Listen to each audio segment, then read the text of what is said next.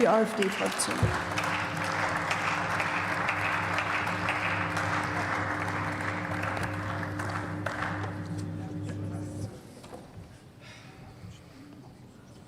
Ja, hallo Frau Baerbock, schön, dass Sie da sind. Nach dem, was Sie letzte Woche in Prag von sich gegeben haben, hätten wir gedacht, Sie sitzen in Kiew im Parlament heute.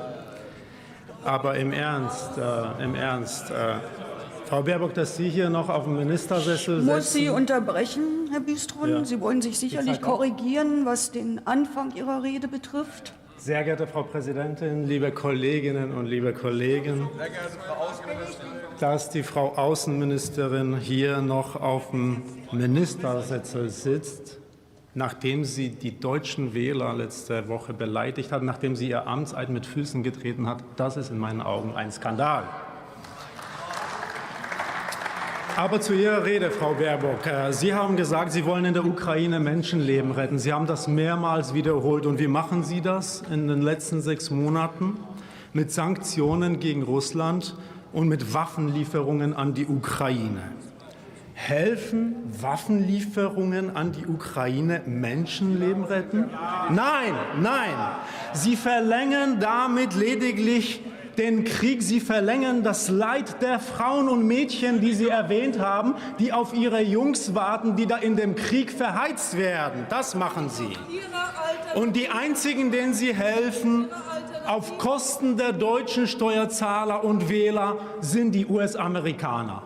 Auf der einen Seite verhelfen Sie dem militärisch-industriellen Komplex nach 4 Jahren ohne Kriege unter Präsident Donald Trump, nach 4 Jahren Durststrecke zu den lang ersehnten Milliardenaufträgen. Und auf der anderen Seite verhelfen Sie den Falken in Washington, ihr langfristiges Ziel zu erreichen, nämlich ein Spalt zwischen uns auf der einen Seite, Europa und Deutschland auf der einen Seite und Russland auf der anderen Seite zu treiben und uns beide damit zu schwächen.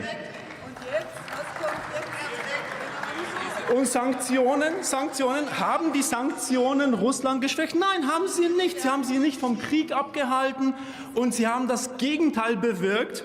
Durch das ihr Embargo sind die Öl- und Gaspreise gestiegen. Russland hat Rekordgewinne vermeldet und die russische Wirtschaft verzeichnet Wachstumsraten wie schon seit langem nicht mehr. Und das ist keine Putin-Propaganda, das sagen Experten von JP Morgan und von Bloomberg, liebe Freunde, aus den USA. Geschadet haben die Sanktionen sehr wohl. Geschadet haben sie Deutschland, unseren Bürgern. Wir hier in Deutschland müssen 2,40 € für einen Liter Sprit zahlen. Unsere Gas- und Stromrechnungen gehen durch die Decke.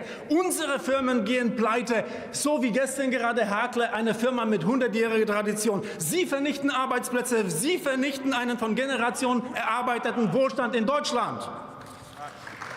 Und egal, liebe Kollegen, wie Sie das hier nachher noch mal in Ihren Reden die Wahrheit verdrehen, die Bürger erleben die Realität tagtäglich. Die wissen, was passiert. Die kennen die Wahrheit.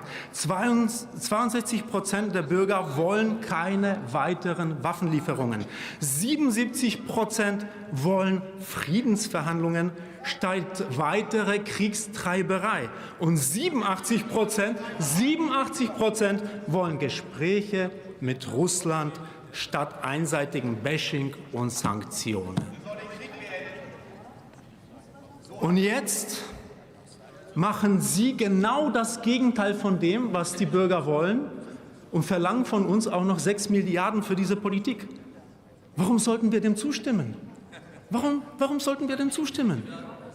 Wir von der AfD sind hier, um die deutschen Wähler zu vertreten, die Sie so verachten. Wir sind hier, um die Menschen vor Ihnen zu schützen. Deswegen bekommen Sie von uns für Ihre menschenverachtende Politik keinen Cent. Wir lehnen Ihren Antrag ab. Danke.